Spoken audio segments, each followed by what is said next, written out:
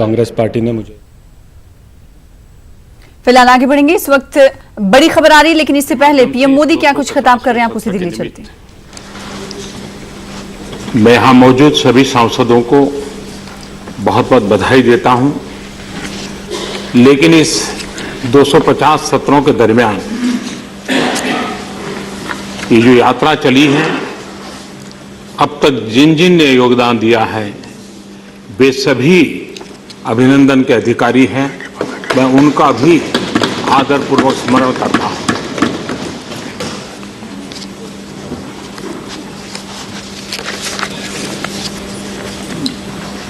सभापति जी, आप जब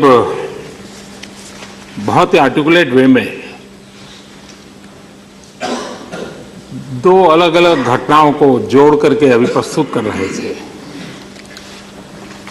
मुझे जरूर लगता है कि देश में जो लोग लेखन के शौकीन हैं वे जरूर इस पर अब गौर करेंगे, लिखेंगे कि ये 250 सत्र ये अपने आप में समय व्यतीत हुआ ऐसा नहीं है, एक विचार यात्रा भी रही है। जैसा आपने कहा कि कभी एक बिल ऐसा आया था तो जाते जाते उसी के बिल्कुल अलग सा नया बिल इस प्रकार से आया। समय बदलता गया, परिस्थितियां बदलती गई और इस सदन ने बदली हुई परिस्थितियों को आत्मसात करते हुए अपने को ढालने का प्रयास किया। मैं समझता हूं ये बहुत बड़ी चीज है और इसके लिए सदन के सभी सदस्य जिन्होंने तब तक काम किया वो बधाई के पात्र हैं। वरना किसी को लग सकता है भाई 20 साल पहले मैंने तो ये स्टैंड लिया था, अब मैं क्या स्टैंड कैसे बदल सकता हूं।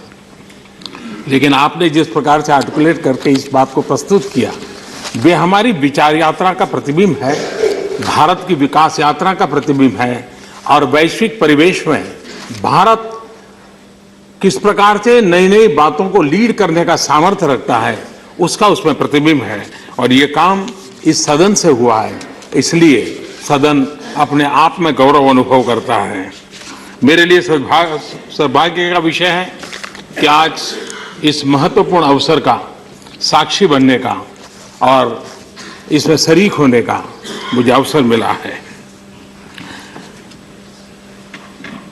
ये साफ कह सकते हैं हम कि कभी चर्चा चल रही थी संविधान निर्माताओं के बीच में कि सदन एक हो या दो हो, लेकिन अनुभव कहता है कि संविधान निर्माताओं ने जो व्यवस्था दी वो कितनी उपयुक्त रही है और कितना बढ़िया कंट्रीब्यूशन किया है। अगर निचला सदन जमीन से जुड़ा हुआ है तो उपला सदन दूर तक देख सकता है और इस प्रकार से भारत की विकास यात्रा में निचले सदन से जमीन से जुड़ी हुई तत्कालीन चीजों का अगर प्रतिबिंब व्यक्त होता है तो यहां बैठे हुए महानुभावों से, क्योंकि ऊपर है, ऊपर वाला जरा दूर का देख सकता है, तो दूर की दृष्टि का भी अनुभव इन दोनों का कॉम्बिनेशन इन हमारे दोनों सदनों से हमको देखने को मिलता है। इस सदन ने कई ऐतिहासिक पल देखे हैं, इतिहास बनाया भी है और बनते हुए इतिहास को देखा भी है और जरूरत पड़ने पर उस इतिहास को मोड़ने में भी इस सदन ने बहुत बड़ी सफलता पाई है। उसी प्रकार से इस देश के गणमान्य दिग्गज महापुरुषों ने इस सदन का नेतृत्व किया है, इस सदन में सहभागिता की है और इसके कारण हमारे देश की इस विकास यात्रा को और आजादी के बाद के बहुत सी चीजें घड़नी थी। अब तो 50-60 साल के बाद बहुत सी चीजें शेप ले लिया है, लेकिन वो शुरुआत काल में फियर ऑफ अननोन से हमें गुजरना पड़ता था। उस समय जिस मैच्योरिटी के साथ सबने नेतृत्व किया है, दिया है, ये अपने आप में बहुत बड़ी बात है। आदरणीय सभापति जी, ये सदन की बड़ी विशेषता है और दो पहलू खास है। एक तो उसका स्थायित्व,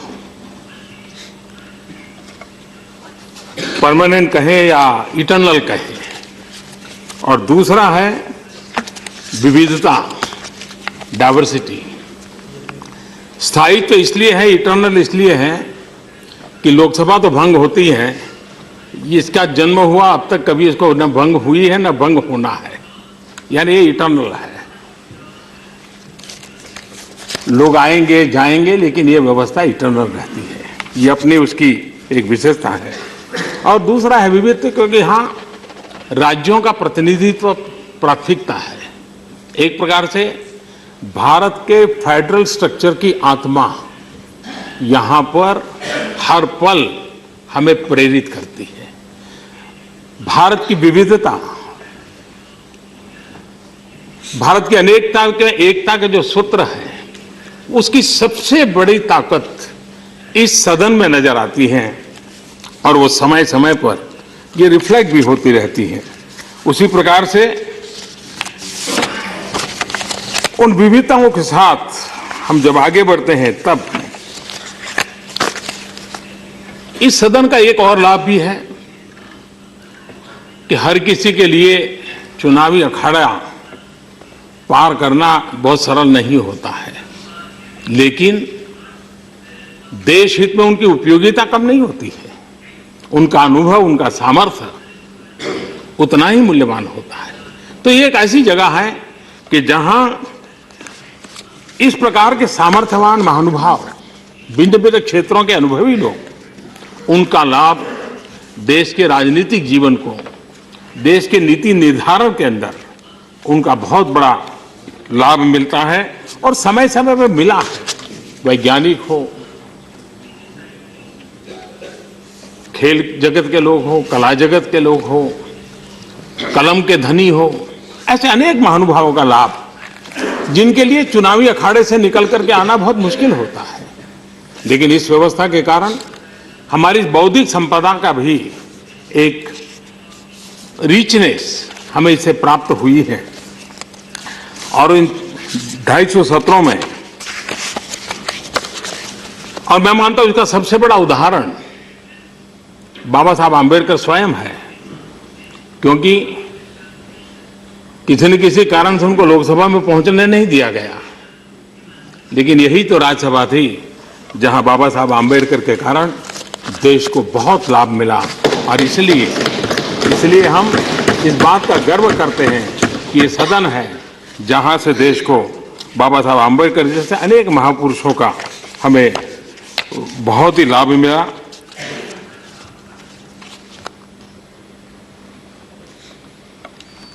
ये भी देखा गया है कि एक लंबा कालखंड ऐसा था कि जहां विपक्ष जैसा कुछ खास नहीं था, विरोध भाव भी बहुत कम था। ऐसा एक बहुत बड़ा कालखंड रहा। और उस समय जो शासन व्यवस्था में जो लोग बैठे थे, उनको वो सौभाग्य रहा कि उनको इसका बहुत बड़ा सौभाग्य भी मिला, जो आज नहीं। आज डगर डगर पर संघर्ष रहते हैं, डगर डगर पर विरोध भाव व्यक्त रहता है।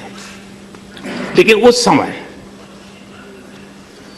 जबकि विरोध पक्ष न के बराबर था, इस सदन में ऐसे बहुत ही अनुभव और विद्वान लोग बैठे थे कि उन्होंने शासन व्यवस्था में कभी भी निरंकुशता नहीं आने दी। शासन में बैठे हुए लोगों को सही दिशा में जाने के लिए प्रेरित करने के कठोर काम इसी सदन में हुए हैं। ये यानी कितनी बड़ी सेवा हुई है, इसका हम गर्व कर सकते हैं और ये हम सब के लिए स्मरणीय है। आदरणीय सभापति जी, हमारे प्रथम उपराष्ट्रपति जी डॉक्टर सर्वपल्ली राधाकृष्णन जी ने इस सदन के संबंध में जो बात कही थी, मैं उसको आपके सामने प्रस्तुत करना चाहूंगा। डॉक्टर राधाकृष्णन जी ने कहा था, इसी चेयर पर बैठ करके उन्होंने कहा था, और वो आज भी उतना ही उपयुक्त है। और आप प्रणब मुखर्जी, आदरणीय प्रणब मुखर्जी के बात को उल्लेख करते हो कि आप स्वयं अपना दर्द व्यक्त करते हो, ये सारी बातें उसमें है। और उस समय राधाकृष्णन जी ने कहा था, हमारे विचार, हमारा व्यवहार और हमारी सोच हमारे विचार, हमारा व्यवहार और हमारी सोच ही दो सदनों वाली हमारी संसदीय प्रणाली के औचित्य को साबित करेगी। संविधान का हिस्सा बनी इस द्विसदनीय व्यवस्था की परीक्षा हमारे कामों से होगी। हम पहली बार अपनी संसदीय प्रणाली में दो सदनों की शुरुआत कर रहे हैं। हमारी कोशिश होनी चाहिए कि हम अपनी सोच, सामर्थ्य और समझ से देश को इस व्यवस्था का औचित्य साबित करें। 250 सत्र की यात्रा के बाद, अनुभव का इतना संपुट होने के बाद वर्तमान की और आने वाली पीढ़ियों की दायित्व तो और बढ़ जाता है कि डॉक्टर राधाकृष्णन जी ने जो अपेक्षा की थी, कहीं हम उससे नीचे तो नहीं जा रहे हैं। क्या हम उन अपेक्षाओं को पूरा कर रहे हैं, या बदलते हुए युग में हम उन अपेक्षाओं को भी और अच्छा वैल्यू एडिशन कर रहे हैं? ये सोचने का समय है। और मुझे विश्वास है कि सदन की वर्तमान पीढ़ी भी और आने वाली पीढ़ी भी डॉक्टर राधाकृष्णन जी की इन अपेक्षाओं को पूर्ण करने के लिए निरंतर प्रयास करती रहेगी और उससे आने वाले दिनों में देश को, अगर जैसा अभी आदरणीय सभापति जी ने कहा, अगर हम पिछले 250 सत्रों की विवेचना करें तो कई महत्वपूर्ण ऐतिहासिक बिल यहाँ पास हुए हैं जो एक प्रकार से देश के कानून बने, देश के जीवन को चलाने का आधार बने हैं। और मैं भी पिछले अगर 5 साल का हिसाब किताब देखूं तो मेरे लिए बड़े सौभाग्य की बात है कि ऐसी अनेक महत्वपूर्ण घटनाओं का साक्षी बनने का अवसर मुझे भी मिला है। विद्वत्तापूर्ण हर एक किसी के विचार सुनने का मुझे सौभाग्य मिला है और कई बातों को नई सिरे से देखने का अवसर इसी सदन से मिला है और इसके लिए मैं खुद लाभान्वित हुआ हूं और मैं सबका आभारी भी हूं। और ये अगर हम चीज़ों को सीखे, समझे तो बहुत कुछ मिलता है और वो मैंने यहाँ अनुभव किया है। तो मेरे लिए आप सबके बीच कभी कभी आकर के सुनने का मौका मिलता है, वो अपने आप में एक सौभाग्य है।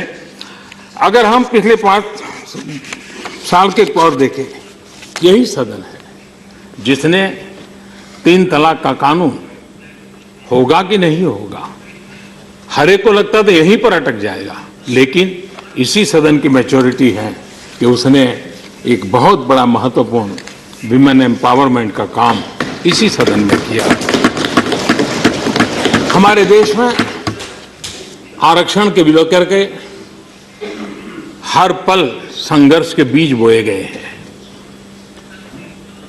उसमें से तनाव पैदा करने के भरसक प्रयास भी किए गए हैं, लेकिन ये गर्व की बात है कि इसी सदन ने सामान्य वर्ग के गरीब परिवार का 10% आरक्षण का निर्णय किया, लेकिन देश में कहीं तनाव नहीं हुआ, विरोध भाव पैदा नहीं हुआ, सहमति का भाव बना। ये भी इसी सदन के कारण संभव हुआ है। इसी प्रकार से हम जानते हैं जीएसटी लंबे अरसे थे, जो को भी शासन में जिसकी जिम्मेवारी है, हर एक ने मेहनत की। कमियां है, नहीं है, सुधरनी चाहिए, नहीं सुधरनी चाहिए, ये सारी भी डिबेट चलती रहेगी। लेकिन one nation one tax system की ओर इसी सदन ने सर्वसम्मति बना करके देश को दिशा देने का काम किया है और उसी के कारण एक नए विश्वास के साथ विश्व में हम अपनी बात रख पा रहे हैं। देश की एकता और अखंडता इसी सदन में 1964 में जो वादे किए गए थे कि 1 साल के भीतर भीतर इस काम को कर दिया जाएगा, जो नहीं हो पाया था, वो धारा 370 और 35A इसी सदन और देश को दिशा देने का काम इस सदन ने पहले किया, बाद में लोकसभा ने किया है। और इसलिए ये सदन अपने आप में देश की एकता अखंडता के लिए इतने महत्वपूर्ण निर्णय के अंदर इतनी जो भूमिका अदा की है, वो अपने आप में। और ये भी एक विशेषता है, इस सदन इस बात के लिए जिस बात को भी याद करेगा कि संविधान के अंदर धारा 370 आई उसको इंट्रोड्यूस करने वाले मिस्टर एन गोपालास्वामी, वो इस सदन के पहले नेता थे, फर्स्ट लीडर थे वो। तो उन्होंने इसको रखा था और इसी सदन ने उसको निकालने का काम भी बड़े गौरव के साथ करके, वो एक घटना अब इतिहास बन चुकी है, लेकिन यहीं पर हुआ है। हमारा संविधान निर्माताओं ने हम लोगों को जो दायित्व दिया है, हमारी प्राथमिकता है कल्याणकारी राज्य, लेकिन उसके साथ एक जिम्मेवारी है राज्यों का कल्याण। यानी भारत एज सच हम कल्याणकारी राज्य के रूप में काम करें, लेकिन एट द सेम टाइम हम लोगों का दायित्व है राज्यों का भी कल्याण। और ये दोनों मिलकर के, राज्य और केंद्र मिलकर के ही देश को आगे बढ़ा सकते हैं। और उस काम को करने में इस सदन ने, क्योंकि ये राज्य का रिप्रेजेंटेशन पूरी ताकत के साथ करते हैं, बहुत बड़ी भूमिका निभाई है। और हमारी संवैधानिक संस्थाओं को ताकत देने का भी हमने काम किया है। हमारा संघीय ढांचा हमारा देश के विकास के लिए सबसे अहम शर्त है, और राज्य और केंद्र सरकारें मिलकर के काम करें तभी प्रगति संभव होती है। राज्यसभा इस बात को सुनिश्चित करती है कि देश में केंद्र और राज्य सरकारें प्रतिद्वंदी नहीं है, लेकिन हम प्रतिभागी बनकर के, सहभागी बनकर के देश को आगे ले जाने का काम करते हैं। यहाँ जिन विचारों का आदान प्रदान होता है, उसका जो अर्थ है, जो यहाँ के प्रतिनिधि अपने राज्य में ले जाते हैं, अपने राज्य की सरकारों को बताते हैं, राज्य की सरकारों को उसके साथ जुड़ने के लिए प्रेरित करने का काम जाने अनजाने भी सतर्क रूप में भी करने की आवश्यकता होती है। देश का विकास और राज्यों का विकास ये दो अलग चीजें नहीं हैं।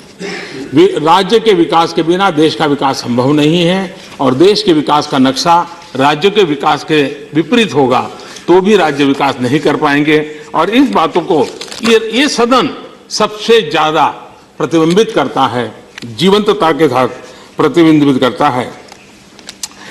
बहुत ही नीतियां केंद्र सरकार बनाती है, उस नीतियों में राज्यों की अपेक्षाएं, राज्यों की स्थिति, राज्यों का अनुभव, राज्यों की रोजमर्रा की दिक्कतें, उन बातों को सरकार की नीति निर्धारण में बहुत ही सटीक तरीके से कोई ला सकता है तो ये सदन ला सकता है, इस सदन के सदस्य ला सकते हैं। और उसी का उसका लाभ फेडरल स्ट्रक्चर को भी मिलता है। भारत सरकार और राज्य सरकार मिलकर के देश को आगे, सब काम एक साथ होने वाले नहीं है। कुछ काम 5 साल होंगे तो कुछ काम अगले 5 साल होंगे, लेकिन दिशा तय होती है और वो काम यहां से हो रहा है।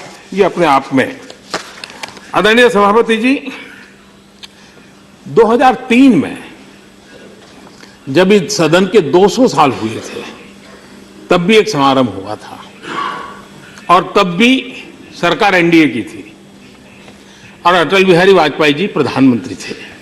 तो उस 200 में सत्र के समय जो आदरणीय अटल जी का जो भाषण था, बड़ा इंटरेस्टिंग था। उनकी बात करने का अपना एक लहजा था। उन्होंने कहा था कि हमारे संसदीय लोकतंत्र की शक्ति बढ़ाने के लिए सेकंड चैम्बर मौजूद है, और उन्होंने ये भी चेतावनी दी थी कि सेकंड हाउस को कोई सेकेंडरी हाउस बनाने की गलती न करें। ये चेतावनी अटल जी ने दी थी। इस सेकंड हाउस को कभी भी सेकेंडरी हाउस बनाने की गलती न करें।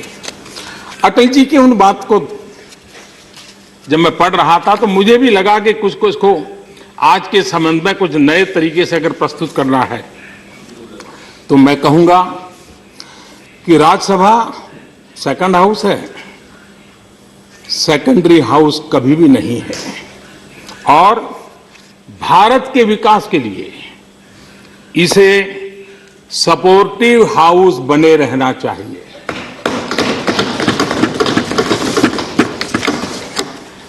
जब हमारी संसदीय प्रणाली के 50 साल हुए, तब अटल जी का एक भाषण हुआ था संसदीय प्रणाली के 50 साल पर, और उस भाषण में बड़े कवि भाव से उन्होंने एक बात बताई थी। उन्होंने कहा था,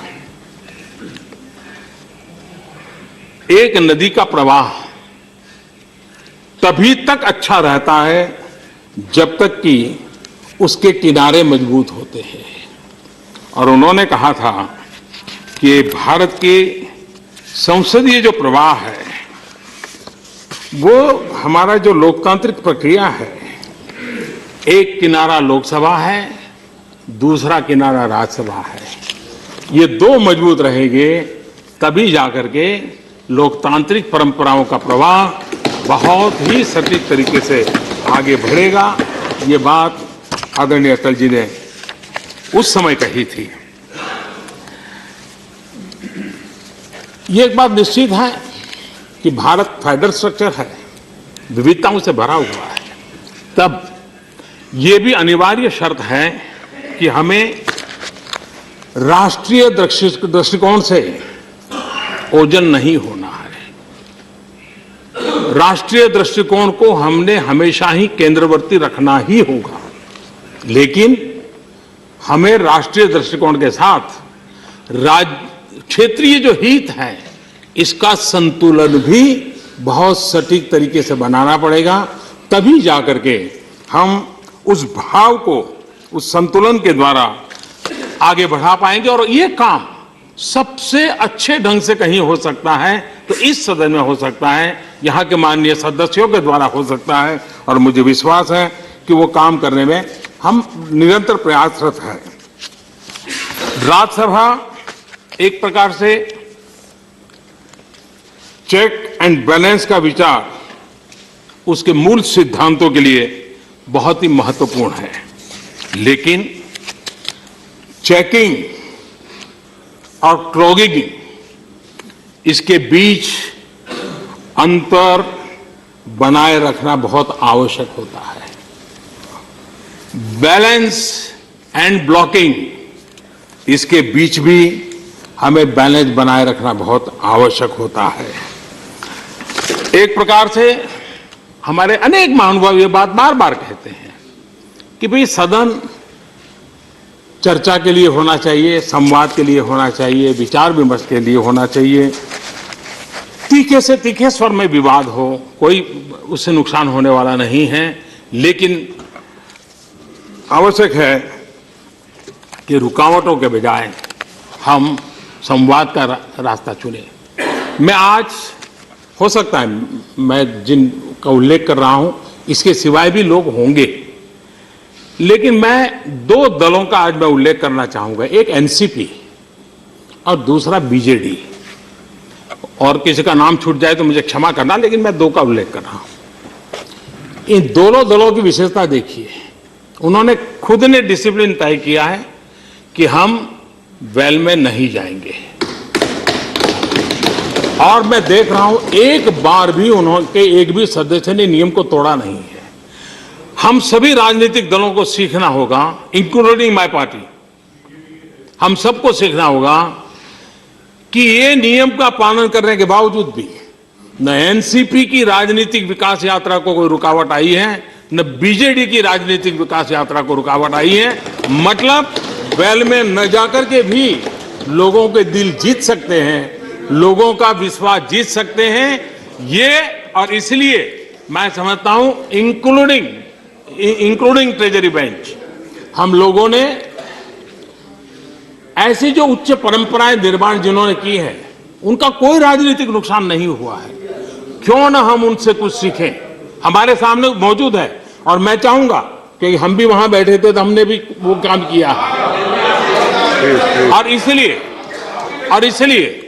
मैं इस सारे सदन के लिए कह रहा हूं कि हम एनसीपी बीजेडी दोनों ने जो ये बहुत उत्तम तरीके से इन चीज को डिसिप्लिन फॉलो किया, ये कभी न कभी इसकी चर्चा भी होनी चाहिए, उनका धन्यवाद करना चाहिए। और मैं मानता हूं आज जब 250 सत्र कर रहे हैं तो ऐसे उत्तम जो घटना है उसका जिक्र होना चाहिए और लोगों के ध्यान में लानी चाहिए।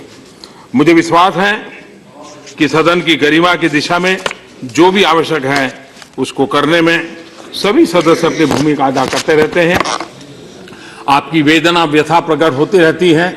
हम सब कोशिश करेंगे इस 250वें सत्र पे हम सब संकल्प लेंगे, विशेष करके हम लोग भी लेंगे, ताकि आपको कम से कम कष्ट हो, आपकी भावनाओं का आदर हो और आप जैसा चाहते हैं वैसा ये सदन चलाने में हम आपके एक साथी बन करके सारे डिसिप्लिन को फॉलो करते हुए करने का प्रयास करें। इस संकल्प के साथ मैं फिर एक बार इस महत्वपूर्ण पड़ाव पर सबको बहुत बहुत शुभकामनाएं देता हूं और जिन्होंने यहां तक पहुंचाया है उन सब का धन्यवाद करते हुए मेरी वाणी को विराम देता हूं। बहुत बहुत धन्यवाद। धन्यवाद जी प्रधानमंत्री।